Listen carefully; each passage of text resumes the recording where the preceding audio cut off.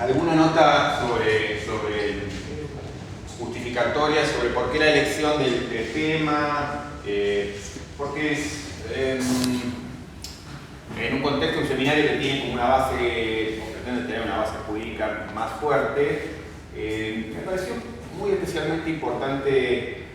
un texto como este, que considero además que es uno que reúne a, bueno, mucho de lo que sería para mí el mejor seleccionado de la ciencia política contemporánea, tanto digamos, por la calidad de los trabajos como por bueno, también las razones etarias. Es un grupo de gente, digamos, de alrededor de 40 años, súper competente. El libro en cuestión es el resurgimiento de la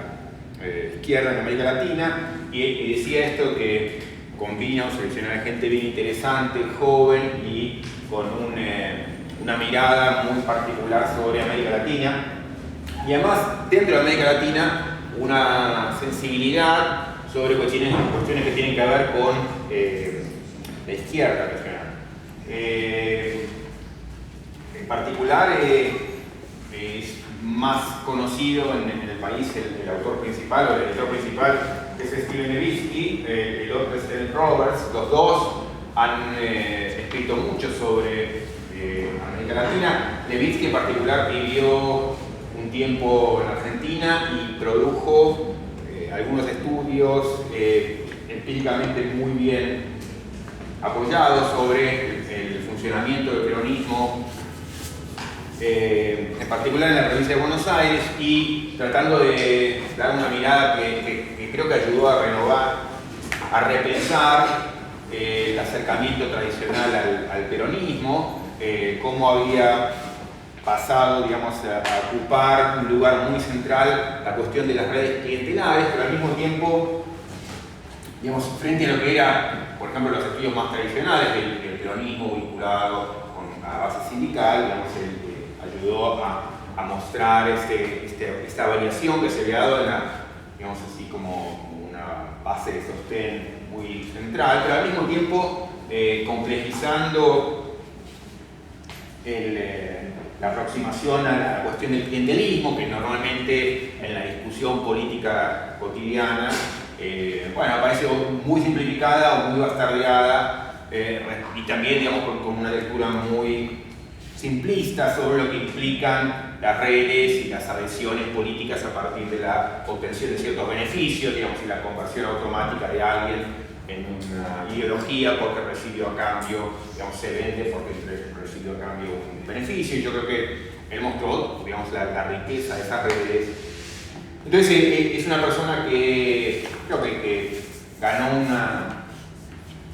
una atención especial en Argentina por el tipo de trabajo que hizo sobre el peronismo, y en los últimos tiempos fue autor, bueno, al menos en lo que a mí me interesó, lo que yo quería conocer, fue autor de esta edición, que creo que es muy importante, sobre eso vuelvo enseguida, pero también fue, porque este es un libro de edición, digamos, en donde reúne, como decía, un seleccionado de gente bien interesante, y fue además coautor de otro libro en donde trató de estudiar esto que él identificaba como un fenómeno nuevo en América Latina, en el mundo, en realidad, digamos, también en América Latina, que tenía que ver con estas figuras de un nuevo tipo de autoritarismo democrático, para decirlo algo así, como, digamos, un nuevo animal político que combinaba, digamos, rasgos que uno asocia a la democracia con rasgos que uno asocia con regímenes autoritarios, y ese híbrido, digamos, de hecho el libro se llama así, digamos, sobre regímenes híbridos, veía que ocupaba cada vez más un espacio importante en el mundo, digamos, también en América Latina. Pero bueno, me concentro en este libro.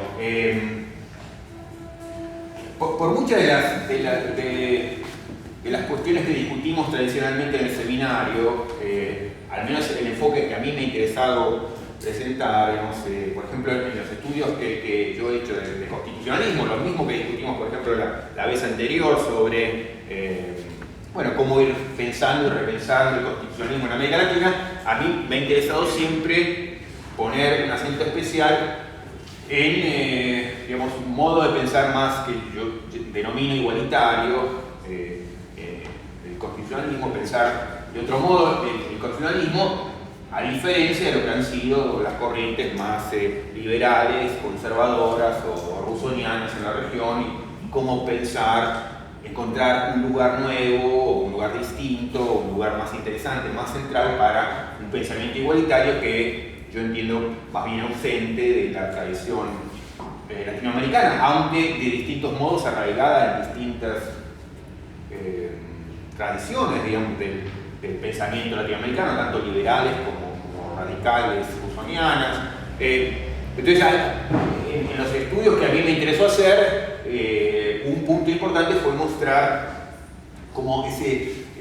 vacío efectivo de un pensamiento igualitario. Y entonces, bueno, al menos en la mirada que a mí me interesa hacer sobre el constitucionalismo, esa ausencia está muy presente, ¿no? Es la ausencia de una presencia, la presencia de una ausencia, que es este espacio, digamos, de pensamiento igualitario. Y por eso, en lo personal, me ha interesado siempre prestar atención a, bueno, a rastros de pensamiento igualitario o más de izquierda, digamos así, en la región, y cuando aparece gente muy interesante, a mi parecer, un trabajo que piense, que está destinado a pensar la nueva izquierda o el resurgimiento de la izquierda en América Latina, a mí me llamó mucho la atención. Eso, digamos, por un lado entonces encajaba con mis intereses de reivindicar una mirada igualitaria del constitucionalismo, y por otro lado, digamos, también otro interés que es importante dentro de mi cátedra, seminario, etcétera, que es hacer estudios interdisciplinarios, digamos, que abran la puerta del derecho a otro tipo de trabajos más empíricos o más vinculados con la tradición nueva, con las cosas nuevas que se hacen desde la ciencia política o la sociología, etc. Entonces, este trabajo, con eso quiero justificar un poco el porqué de este trabajo para este seminario, que tiene una base, pretende tener una base jurídica importante. Entonces me acerqué con especial interés al trabajo, pero sobre todo, aunque podemos hacer la discusión, y es totalmente legítimo hacerla sobre todo el texto para quienes lo hayan podido leer, a mí en particular me interesaba una cuestión que la planteo en el comienzo, que tiene que ver con el modo de definir a la izquierda, porque, bueno, creo que efectivamente es una discusión relevante, aun cuando uno entiende que, lo decía también ayer en un artículo en el diario, digamos, que para muchos la idea de izquierda-derecha está superada, que no tiene sentido, y que hay discusiones que son mucho más importantes. Puede ser todo, digamos, pueden ser un montón de cosas. A mí me parece que hay espacio para esa discusión, que esa discusión es relevante y que políticamente es una discusión que es muy fructífera, que es una discusión todavía muy productiva. Y entonces tiene sentido ver a qué cosas llamamos izquierda y a qué cosas llamamos derecha. O sea, uno lo ve sin duda en nuestro país y sin duda en América Latina contemporánea, que después de un montón de tiempo, la idea de izquierda, la izquierda política, ha vuelto a ganar cierta respetabilidad y pasa a ser en principio como un calificativo que, digamos, conlleva hoy extrañamente una connotación positiva, luego de que durante muchos años esto fuera totalmente opuesto. Digamos, durante un tiempo el definir a alguien como izquierda era casi condenarlo a muerte. Durante un tiempo la izquierda fue simplemente una agrupación minoritaria y desfasada de la historia respecto de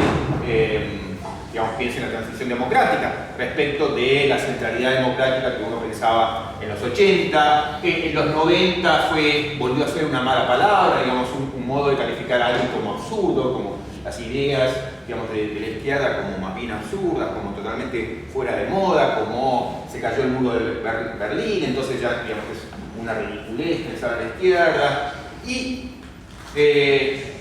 más contemporáneamente la idea de izquierda volvió a ganar atractivo, cosa que esa ya resignificación de la idea de izquierda, digamos, creo que tiene algún interés y muestra lo productivo que sigue siendo, o ayuda a pensar, lo productivo que sigue siendo la idea de izquierda. Mi intuición, digamos, al respecto, bueno, mi preocupación era ver qué era lo que decían ellos respecto a la izquierda, porque cuando ya desde el título se planteaba el resurgimiento de la izquierda en América Latina, bueno, al menos yo me preguntaba de qué resurgimiento me hablan, porque, al menos desde mi punto de vista, y al menos desde el tipo de definiciones que yo había estado usando, que pueden ser totalmente cuestionables, sobre izquierda, derecha, etc., yo no veía ningún resurgimiento de la izquierda en América Latina, así que me interesaba ver un libro dedicado a eso, cómo es que pensaba la cuestión. El libro, yo creo, y digo algunas pocas cosas al respecto, es interesante en muchas cuestiones descriptivas, sobre todo de cómo han sido los cambios. Los análisis que hacen Levitsky y Roberts, tanto al comienzo, en la introducción, como al final, en el prólogo, digamos, y en el cierre del libro, son, digamos, pretenden tener una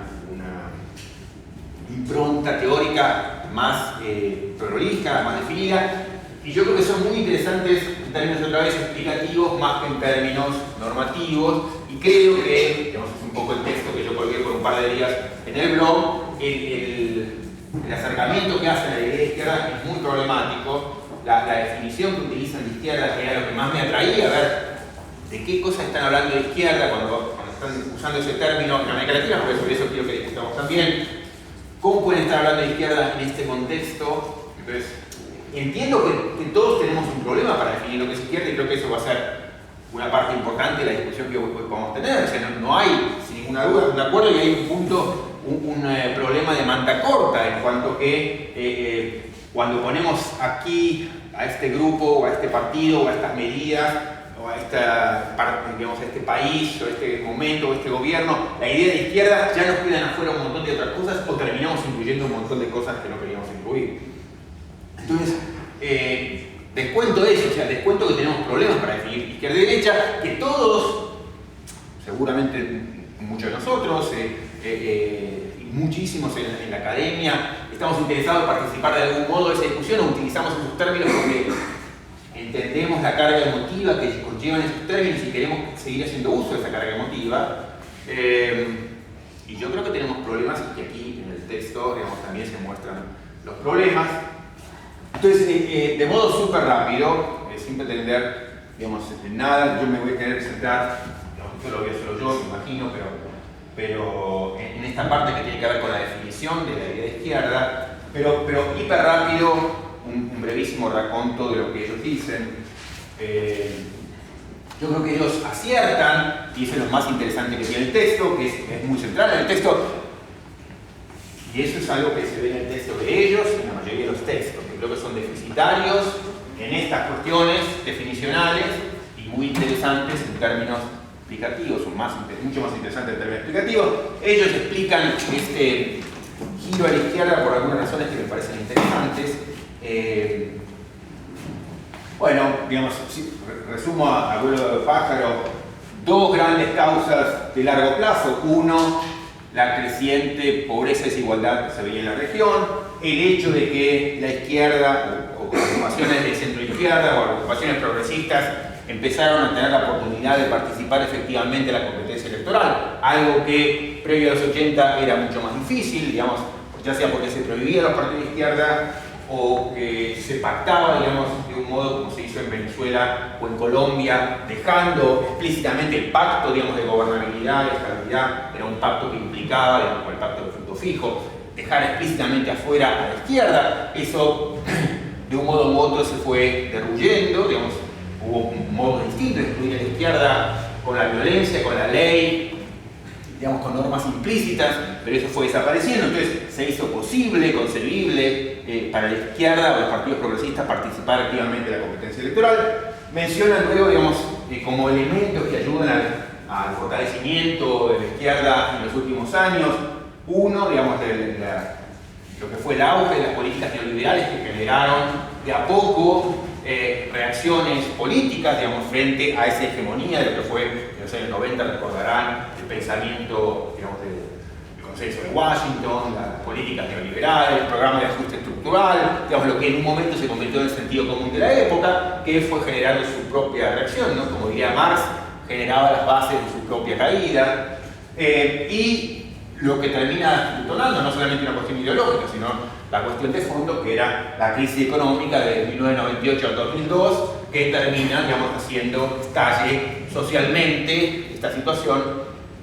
y que eso permitiera, digamos, el ingreso de fuerzas distintas, de signo distinto, a partir de la crisis. Y ya con la izquierda en el poder, o con lo que ellos llaman la izquierda en el poder, hay, también mencionan dos elementos especialmente que cumplen sobre todo uno diría, digamos, un papel importante en el desarrollo y el desempeño histórico de estas fuerzas alternativas, que fue lo que aquí a veces se llama el viento de cola, o una época de bonanza económica, que fue el boom de las commodities. Interesante para mí el punto, porque por un lado muestra una base material para que gobiernos de signo distinto o de reacción frente a lo que era el neoliberalismo, lo que fue la crisis de los 90, digamos, se vieran beneficiados y pudieran por primera vez, como bien dicen ellos, digamos, consolidarse en el poder con políticas que tenían, digamos, resabios del progresismo que habían predicado de los programas, etc., sin necesidad, digamos, o con menos necesidad de depender de organismos internacionales, de depender de los Estados Unidos, con más capacidad para actuar autónomamente. Entonces eso como que dio la posibilidad a esos gobiernos alternativos, entre comillas, de fortalecerse políticamente, novedad en la historia de América Latina, digamos, de las primeras veces que se veía una coyuntura semejante. Bueno, luego ellos definen, y esto podemos dedicarle un tiempo especial, digamos, cómo organizar, cómo concebir digamos, a los distintos gobiernos. Entonces, de acuerdo a, digamos, tratando de salir de algunas dicotomías que empezaron a ser especialmente influyentes desde fines de los 90 sobre cómo pensar la izquierda. Entonces, hubo un sentido común dentro de la ciencia política que veía a estas fuerzas alternativas como heterogéneas, digamos, que no podían inscribirse todas dentro de un mismo paquete, que había como dos componentes muy diferentes. Para el imaginario fácil, la izquierda que ganaba en Chile, o el partido de izquierda que ganaba en Chile, era claramente distinto que lo que parecía la izquierda que ganaba en Venezuela y Bolivia. Entonces, ¿cómo distinguir esas cosas? Entonces empezó a hablar de, bueno, en el caso de Estados Unidos, de right or wrong, digamos, un grupo que eran una izquierda más acertada y otra más equivocada, una izquierda más populista y otra más democrática, una izquierda más socialdemócrata, una más liberal, una izquierda más populista, una izquierda más, digamos, institucionalizada. Ellos hacen una clasificación un poquito más compleja, no sé cuánto más exitosa, pero algo más exitosa seguro, que esas dicotomías, que sobre todo desde un artículo polémico, yo diría más bien descalificativo, de Jorge Castañeda, este intelectual político mexicano, se había popularizado, y ellos como seguramente mejoran ese tipo de clasificaciones. Entonces distinguen a los gobiernos de acuerdo a estos grupos, de acuerdo al nivel de organización del que parten, digamos, grupos más institucionalizados, tipo Chile, Uruguay, Brasil, o más movimentistas, de estilo Bolivia, o el tipo de digamos, organización de la autoridad que establece una organización ya sea más dispersa o una organización más concentrada, como el caso de Argentina o Venezuela, etc. Bueno, entonces en ese sentido participan también en la discusión sobre cómo concebir a esas nuevas agrupaciones, lo que ellos llaman la izquierda, que mejora lo que eran las clasificaciones tradicionales. Y paso acá a lo que va a ser el centro, y con eso termino de mi presentación, que tiene que ver con la definición específica que hacen de la idea izquierda. La definición específica, según leyó mi texto, tiene, digamos que en esto reproduce, describe lo que ellos hicieron, tiene una parte breve, una definición, digamos, como corta, y otra más expandida. La definición corta pone mucho el eje en, bueno, cuál es el objetivo digamos, que son grupos, son partidos, son actores que buscan como objetivo programático central reducir las desigualdades sociales y económicas. Esa sería como la versión corta de la definición, después podemos ir a la más amplia, pero yo creo que resume bien esa idea, que ellos mismos ponen como la idea central. Entonces, partidos, políticos, políticas que buscan como objetivo programático central reducir desigualdades sociales y económicas. Insisto con esto, no es fácil definir a la izquierda, y sobre todo cuando uno quiere pensar lo nuevo que ha ocurrido en América Latina, si uno quiere englobar, que creo que es lo que le pasa a ellos, gobiernos que finalmente son tan heterogéneos, bueno, pasa lo que pasa a ellos, que empiezan a estirar la definición, y ellos también lo admiten explícitamente. Terminan recurriendo a una definición que, lo admiten, es tan vaga que, bueno, se corre el riesgo de vaciar de contenido o convertir, digamos, en un significante vacío, ya que estamos, la idea de a qué cosa estamos llamando izquierda. Digamos, podemos ir a la definición compleja y no tengo problemas, pero por ahora me apoyo en esta y marco tres problemas para que no pudieron leer mi texto. Creo que el día último momento, porque como es un borrador y no quería tenerlo ahí colgado, digamos, pero lo mantengo hoy y mañana. Yo marcaba ahí tres grandes áreas de problemas fundamentales. Uno, la idea esta de tener como objetivo programático central, o sea, la idea de que los partidos tengan la reducción de desigualdades como objetivo central, me parecía que era, por un lado, subinclusivo y, por otro lado, sobreinclusivo. Subinclusivo en el sentido de que puede haber partidos que lleguen al poder con un discurso y un programa y un acuerdo programático en donde disimulen su componente de izquierda. Por ejemplo, porque temen ahuyentar alguna parte del electorado o porque participan de lo que participan la mayoría de los partidos políticos actuales, lo que llaman los catch-all party, digamos, o sea, partidos políticos que tratan de difuminar su discurso para no asustar a nadie y después gobernar de acuerdo a lo que son más sus convicciones. Y ese partido que hiciera eso quedaría excluido de lo que es una izquierda. ¿Por qué? Porque no han podido articular antes de llegar al gobierno en un programa esos objetivos. Yo creo, digamos, me imaginaba un caso como el de Velasco Alvarado, polémico, por cómo llegó Velasco Alvarado del Perú al poder, pero me imaginaba un caso como ese, en donde hay un gobierno que la izquierda siempre quiso identificar como propio y que sin embargo, digamos, no tuvo como programa de gobierno lo que luego hizo y quedaría descalificado esta división de izquierda, que yo creo que es problemático respecto a lo que ellos mismos quieren definir como izquierda. O sea que por un lado la definición es subinclusiva porque no permite incluir a alguien, a algún partido, porque hizo lo que hacen la mayoría de los partidos políticos, o tantos partidos políticos que difuminan al máximo sus objetivos para no asustar a nadie, para luego gobernar como quieren. Entonces, en ese sentido creo que es subinclusiva la definición, pero también es, sobre todo, es sobreinclusiva, porque en tren de tratar de abarcar todo lo que pasó en América Latina, terminan incluyendo en la misma bolsa a todos los partidos políticos. Yo creo que no hay ningún partido político de la izquierda, que haya estado gobernando en América Latina de los últimos 20 años que no pueda ser calificado de acuerdo a esa definición como de izquierda. Porque, bueno, primero porque aún los gobiernos que querríamos llamar de derecha, o más de derecha, como pongamos, digamos, Uribe en Colombia, a lo mejor algunos de los gobiernos en México,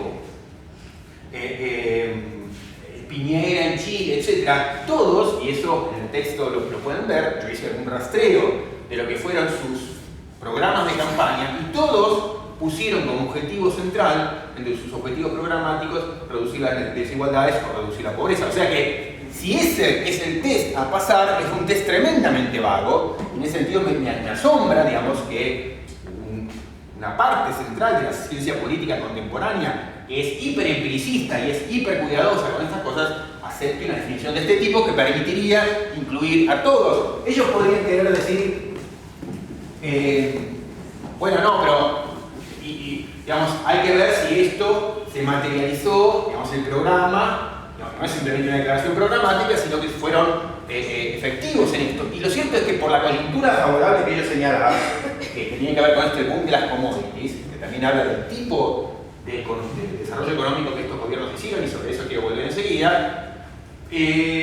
Bueno, por eso mismo, muchos de estos programas, por ese boom, terminaron siendo programas que al menos durante unos años bajaron la pobreza. Y eso ocurrió con Uribe en Colombia, más polémicamente, pero ocurrió en México,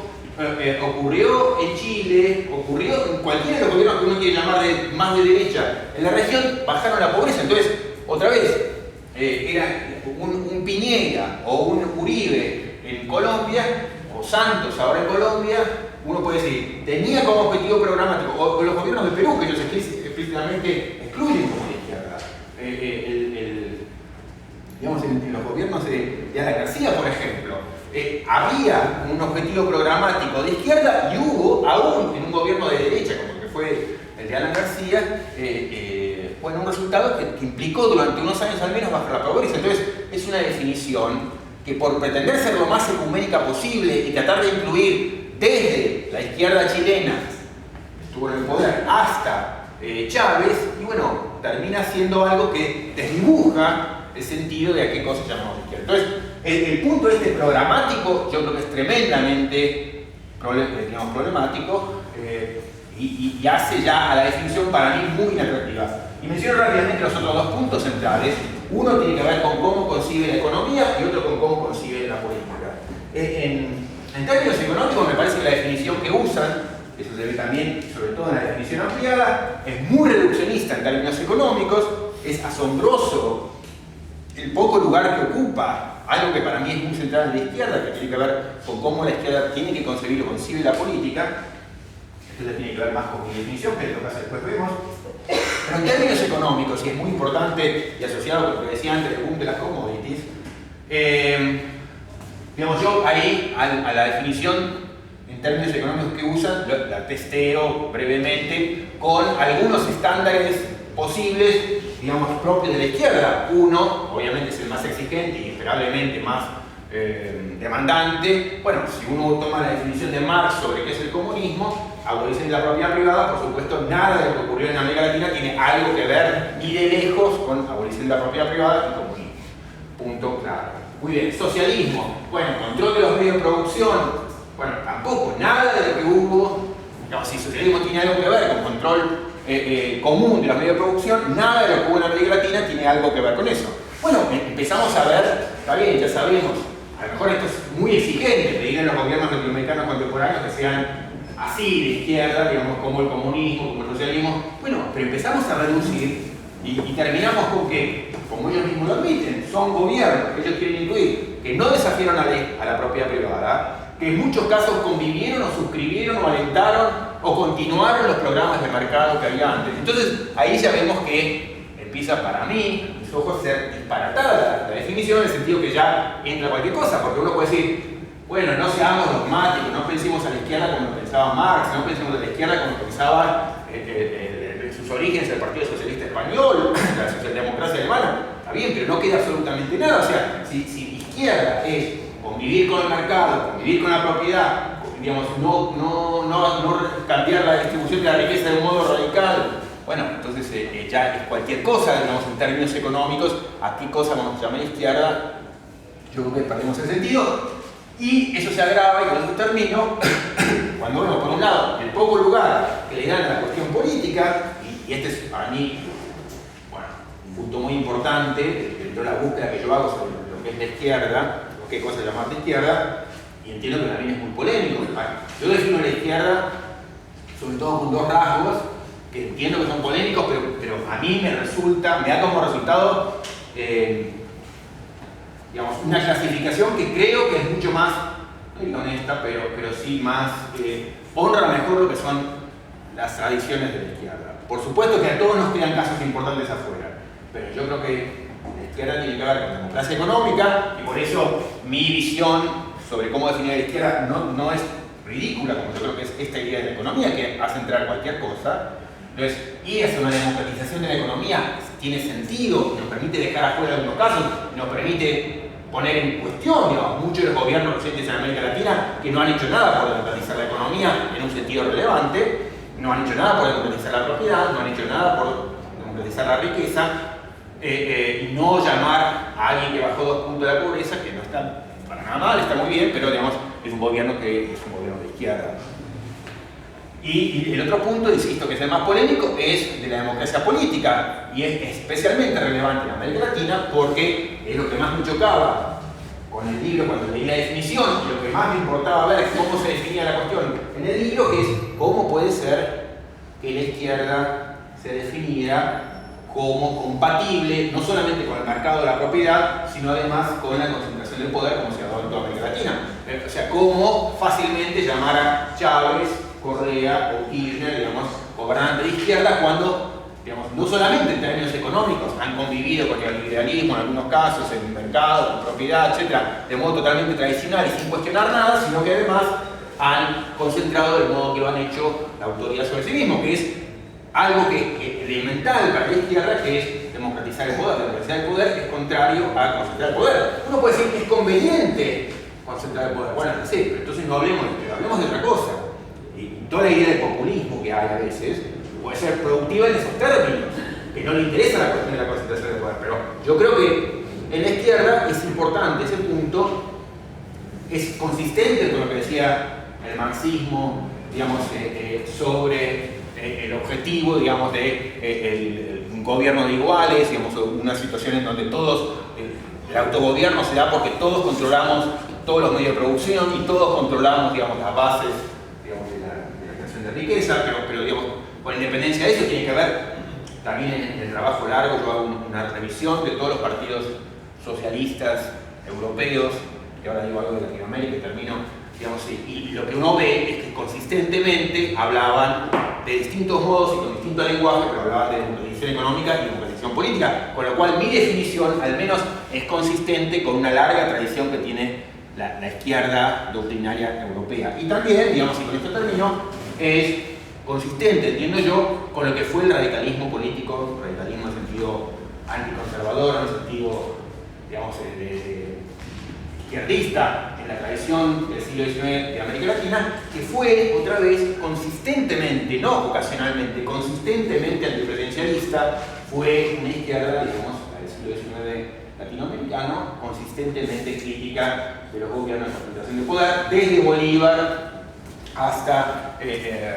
Rosas, hasta, digamos, cualquiera de los ejercicios de poder conservador que hubo en la región. Insisto, mi definición es polémica, el objetivo ahora es sobre todo pensar en la definición que dan ellos, y en todo caso, con esto, digamos, simplemente vuelvo a insistir, creo que tanto el punto, el acento que ponen en la cuestión de centralidad programática es, digamos, un tema relevante, pero yo diría menor frente a otras características, y creo que el modo que conciben tanto la cuestión de la economía como la cuestión de la política son dos modos